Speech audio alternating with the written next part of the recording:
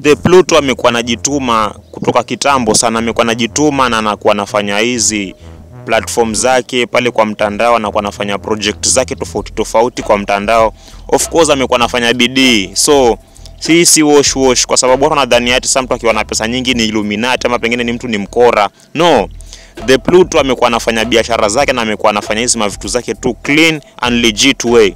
Because hata kama umeangalia, hebu angalia effort yenye amekuwa na put in kwa content, amekuwa anafanya video za YouTube like anajaribu kuentertain watu, anajaribu kuentertain wa Kenya yani kwa muda mrefu. Na unajua ni kitu ngumu sana maze kufanya content, si rahisi. So The Pluto amekuwa anafanya content, amekuwa anafanya kazi zake tofauti, pia sana anajaribu kujirenovate, na anajaribu kama upgrade to the next level, ambapo anajaribu kuingia mambo na biashara za mambo na real estate, anajaribu kununua mashamba, anaingia kwa hizo mambo na kujenga manyumba makubwa, anajaribu kutengeneza apartments akizipangisha watu. And I feel like The Pluto amejipanga vizuri, unaona. So nitaongelelea kuhusu mambo na about his cars. Unaona The Pluto alianza chini kabisa, like he started at the bottom ama at the lowest, ndio akajipata amekuja huku juu kabisa. Lakini sasa ilimcost bidii ama ilimcost ile kuvumilia, patience, discipline, consistency, unaona hizo mavitu zote na time yake pia, because yani kuna venye alikuwa anafanya hizi mavitu kutoka kitambo, kutoka time akiwa campus, even before campus alikuwa anajaribu kufanya different type of hustle, unaona. So The Pluto amefanya bidii yani, ndio akapata hii success yake yote, unaona. So nitakuelezea in the sense of the cars zenye alizipata, kama yani in terms of his vehicles, unaona kama The Pluto na jani yake ya kununua magari ilianzia chini kabisa, because kama unakumbuka ulikuwa unaangalia zile vlogs za The Pluto, alikuwa na gari fulani ilikuwa inaitwa Nissan Juke, kale gari kadogo hivi ka Nissan but ilikuwa inaitwa Juke. Kama unajua hiyo gari niambie hapo kwa comment section hapo. Alikuwa na gari fulani ilikuwa inaitwa Nissan Juke. Mwanzo kabisa ilikuwa anafanya zile vlogs zake, kama unakumbuka alikuwa anarekodi hizo video zake, alafu alikuwa anaishi kama kwa rental fulani hivi.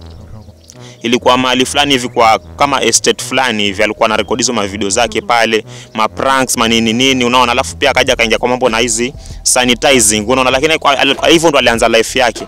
Then after a while alipoanza kupata pesa vizuri mazee, akakuja akanunua ilikuwa ni Toyota Land Cruiser Prado TX, unaona. Prado TX mazee, unajua ile gari ni gari yenye ni expensive, hivi ni gari ya wadosi, unaona. Hiyo ni gari ya wadosi, ambapo sasa hiyo ilikuwa ni Prado TX J150, ambapo hiyo gari kwa market sasa, ukienda kwa market ina depend na venye utakuwa umepata, kama pengine ni gari ya kutumika, kama ni gari yenye ni mpya kabisa, ama pengine kama imekuwa imported, unaona.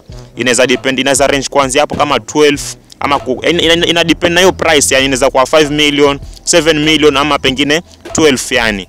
But ina depend kama gari ni mpya ama imetumika, kama condition ya hiyo gari iko namna gani. But The Pluto alinunua gari yake ilikuwa kama hapo around ama roughly 9 million Kenya shillings. 9 million Kenya shillings ndio alinunua gari yake, alafu pia ndio hiyo Prado TX, unaona. Ambapo sasa hiyo gari mazee ni gari ya kidosi mazee, ni gari ya kidosi. Alafu pia alikuja akanunua gari nyingine ilikuwa ni Porsche Cayenne, ambapo Porsche Cayenne alikuja akanunua 15 million Kenya shillings, unaona. Ile gari ya Porsche alikuja akanunua 15 million Kenya shillings, ambapo sasa hii gari ni gari nyingine moto sana, because you will never see many people driving this type of car, because ni gari yenye inataka pesa nyingi, unaona. Alafu gari alikuwa ameimport, because aliimport, alafu ilipokuwa imefika pale port akaiclear, akalipa hizo maushuru na hizo prices zote, unaona.